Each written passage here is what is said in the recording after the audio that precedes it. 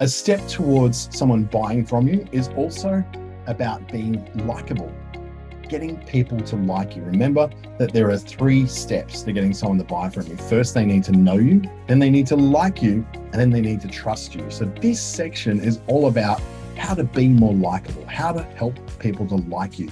And it's not by throwing money at them. It's usually some other way. The likability, or rapport, as I like to call it, is formed by being authentic and being a little vulnerable. One of the reasons why our best friends are our best friends is we know everything about them. We know when they're being inauthentic. We know when they're being fake because we know who they really are. We know who they really are because we've known them for a long time. We have a special insight into their character that they only really show us. They are vulnerable to us and we are vulnerable to them. We make ourselves vulnerable to have that connection. So in this case, you will be vulnerable to complete strangers. Now, what is vulnerability? Vulnerability is not about baring your neck to someone and saying, here, come and stab me. It's not about walking in front of a car and saying, I am vulnerable, please run me over. It's nothing that dramatic. Vulnerability is simply about sharing something about yourself that doesn't necessarily put you in the best light. It's not putting on a show of how good you are. It's putting on a show how normal you are, how regular you are, how relatable you are, and how much of a human being you are. Are you a human being or are you just a robot? People relate better to humans than they do to robots. So when you're vulnerable, it means about perhaps sharing a story about how once upon a time you were a failure, now you're a success. Maybe it's something about how this is something I still struggle with this to this day. I still struggle to spell the word inevitable. Sometimes I even struggle to say the word inevitable. Having a bit of fun and laughing about yourself, being self-effacing in your humor about yourself and highlighting your shortcomings in a jovial, happy and humorous way is also vulnerability. It's showing that you're not perfect. We tend to prefer people personally to have a relationship with them who are not perfect. People who have the perfect Instagram, we don't really want to know that person because we know how high maintenance she or he is going to be, and they will not be a good friend. So what we do, we stay away from them. We don't want to be anywhere near them because they're not the kind of person we think has authenticity or has any kind of real, true vulnerability about them. We can't know them because they're too perfect. Therefore, there's no vulnerability and we'll never connect to them. Next up, being real. That's a little bit different to authenticity and vulnerability. Being real is about not putting on a show. It's about not putting up a wall in front of ourselves that says, this is perfect me. I put on a different voice when I'm on a podcast because I want to seem really, really fancy. I want to seem really, really intellectual in some way and putting on words that people don't understand to try and feel a little bit more superior than what I really am. That I am the king of all podcasting, and no one really cares. What they want to care about is knowing that you care about them and the information you have to bring across to them that has a real world application to their world. So being real is about being a human, about being you, not pretending to be someone else. If you start putting on fancy voices and accents, and if you start putting on this idea that you're some kind of expert guru, high flyer with a Lamborghini and a private jet, when you clearly don't have any of those things, you're not being real, you're not being relatable. They're not going to know you. They're certainly not going to move on to liking and trusting you because you seem too fake. Everything's a little bit too perfect. It's all a little bit like, I don't think she's who she's saying she is. I don't think he is anything like he appears to be. In fact, I think he's a bit of a tosser.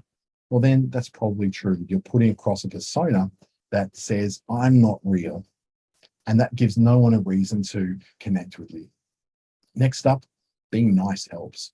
Being that nice person who reacts in a good way to people, who invites people to engage, who invites people to talk, who invites people to shake hands and wants to talk to people because he or she is genuinely interested in other people, or you're just someone who, when they're going down, you can help them back up again. If they're asking a question for support, you can offer some encouraging words. If they message you in an inbox on LinkedIn, then you can answer that question to the best of your ability without making them feel like a fool. Putting people down, talking about people behind their back, being nasty, being too aggressive, all those things don't make you approachable. And the idea of a personal brand is feeling like you could approach that person. It's the kind of person, the kind of guy you can go and have a beer with and have a laugh and you'd feel comfortable with him. Or the kind of woman that you feel like you can go and have coffee and have the most intimate, wonderful conversation with and walk away feeling refreshed and revived. Nice people do that. Nasty people don't. Now, some of us who really like nasty people, we love the Alex Joneses of the world. We love the right-wing commentators on the right-wing talkback radio. We like listening to all the rubbish that goes on in Sky News. We like to be able to follow people like Joe Rogan and think their aggressive, take no prisoners attitude to life is telling it how it is. And yeah, he really says it the way it is. But we wouldn't want to be friends with that person because they're too dominant and they're too dominating. They don't really invite you to have a conversation because all they want to do is say their thing. They want to shut you down just so they can say those things. Being nice doesn't make you finish last. Being nice brings people to you. So you've got a fighting chance to have them become your customer. Another way you get to be more likable is inviting conversation, inviting people to talk to you. I kind of mentioned this just earlier, having room for the conversation, not sitting there and waiting for them to shut up so you can say your bit. This is all about going, here's my opinion, but I'm open-minded. I might be wrong. Has anyone got another opinion they could tell me about? And inviting that kind of rational discussion makes you, yes, more approachable and yes, a bit nicer, but it means that other people get to share their voice. And you get other people to share their voice, you get a diversity of opinion, a diversity of points of view, and you get to go, wow, never really thought of it that way. That's such a great idea. And when you get new ideas coming from new directions, wow, you get world-beating ideas. If Larry and Sergey from Google, Larry Page and Sergey Brin, hadn't have listened to a certain computer scientist in Sydney here in Australia about how to invite maps into the Google search algorithm, they would not have Google Maps today. But they hadn't listened because they were seeking conversation and ideas from other people. In fact, companies like Google actually write 20% of the time that employees spend is spent on special projects that they want to work on that they think are a great idea. They present them to their line manager who goes, holy crap, this is a great idea. I'm taking this up the line all the way to the top. And they go, this is now a product we're supporting. Congratulations. Here's your massive bonus for that work you did. Well done. And that sort of thing invites innovation, new ideas, new thinking, new products, and more ways for people to connect. So inviting conversation allows people to share their ideas with you as well. Being relevant is one of those ways to be very likable, because if you're trying to present something that has no relevance to someone, watch their eyes go down. I remember trying to talk to my dad about what it is I do for a job and just watching how his eyes glaze over and he kind of loses interest because it's not relevant to the world he lives in or the world he's come from. It's a very much, my world is very different to their world. So I talk too much about my world to them, it becomes irrelevant. And rather than being nasty and saying, mate, I don't care, this is really out of my league, I don't understand what you're saying, they go, oh, yes, dear, and politely nod their head while their eyes glaze over. I'm used to it with my kind of work. You might see this with your family as well, or even with friends who don't understand why you're going to be a business owner. You're trying to preach onto them about all these things you go through as a business owner, all these challenges. They're like, why did you just get a job? You won't have these challenges in the future. So being relevant is all about the ability to be able to speak to people in the world they're in with references that they understand and something that they can apply to their life and be able to go, oh, I get that. Yes, I've got something similar. And then they're able to relate to you. That's what being relevant means. Don't walk into someone's life and try to introduce a product they don't need, don't want, and will never use. You bring them something that they can use, that something can apply to their life. And that comes back to my very first point of getting known, is the ability to be able to really, really, really know who your customer is and understand who they are and what it is they want and what they care about most of all. Being likable is also about being visible. You've got to be visible. Having a black blob of, or what we call the grey blob on LinkedIn or the grey blob on Facebook, where you won't show your name, but you'll show your children's faces. You won't show your face, but you'll show your dog. You won't show your face, but you'll show a sunset. I don't know. I don't really connect. I like sunsets, I like dogs, and kids are all right, but I don't want to connect with them. I don't have any desire to connect with kids because I don't like kids that much.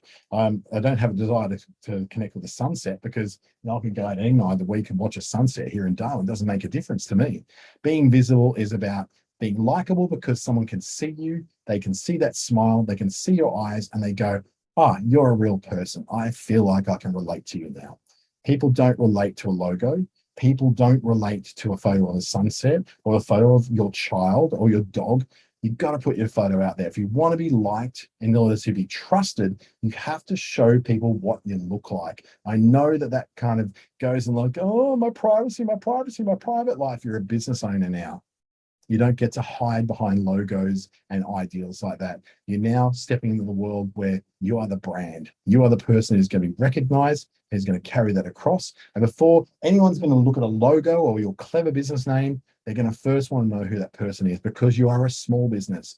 We know Jerry Harvey is behind Harvey Norman. Dick Smith, once upon a time, was behind Dick Smith Electronics. We know that Brene Brown is her own brand. She's not trying to sell anyone else. Oprah is the face of her brand. The biggest personal brands in the world have to have a face. And yes, it doesn't have to be pretty. Mine is not the prettiest face on the planet, and yours might not be either. And that's okay, because even though I've got this face, even though I've got this beard that's graying and this balding and I've got a pot belly, I'm still able to connect with people because they feel like I'm real.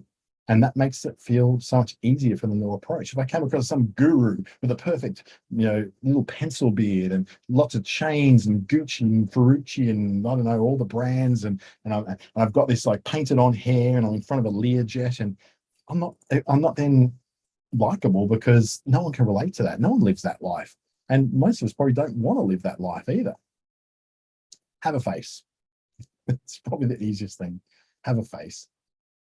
I know it feels like you're putting yourself out there, and that's risky. And that's part of the game of having a small business. If you want to be trusted, you have to show your face. You don't walk into a meeting to meet up with a potential client with a paper bag over your head. So don't treat your online clients and online fans like that either. Take the paper bag off your head and start relating to people as a real live human being. And if you want to be more likable, you've got to approach social media a little bit differently too. You can't just go, buy my stuff, buy my stuff, buy my stuff, buy my stuff, buy my stuff, buy my stuff. It just doesn't cut through to anyone, because it's the same message over and over and over. And if they wanted to buy your stuff, they'll buy your stuff. Remember, they need to know you, like you, before they will trust you to buy. So approach social media as 95% relationship building and 5% sales.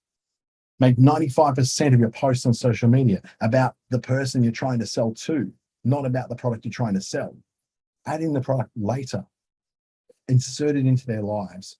Watch the conversations that people have with you on social media, whether it's like private message or through content that they send you, or through comments, or the things they're saying, or ratings and reviews. All those things give you so many sign markers that go, this is what I need to do more of. So talk more, answer comments, encourage conversation, do all those things that make you someone to have a relationship with, not just someone to buy something from. Because ultimately, your customer is trying to solve a problem in their life, and you're trying to solve that problem for them. Be generous. But people who hold everything back are the kind of people that no one wants to deal with. No one wants to deal with a tight ass. Everyone wants to deal with a person who is generous with their time and their attention and their listening skills and their ability to be able to give advice. People are not wanting to connect to someone who never wants to talk to them, never wants to answer their questions, never wants to acknowledge that they even exist. Honestly, LinkedIn is a great place for this, because you can start to see who the people are who are tossers and just basically want to broadcast like a radio show, and those people who really want to communicate. You go into any one of these and you say, you might have 20 people have commented on something. The really good ones, they'll respond to every single one of those comments because they're small enough to be able to do it. When you've got hundreds and thousands of those, well, then it's not possible to do it. And you're now at a bigger stage where, you're posting on LinkedIn is probably not what's going to win you your next $1 million contract.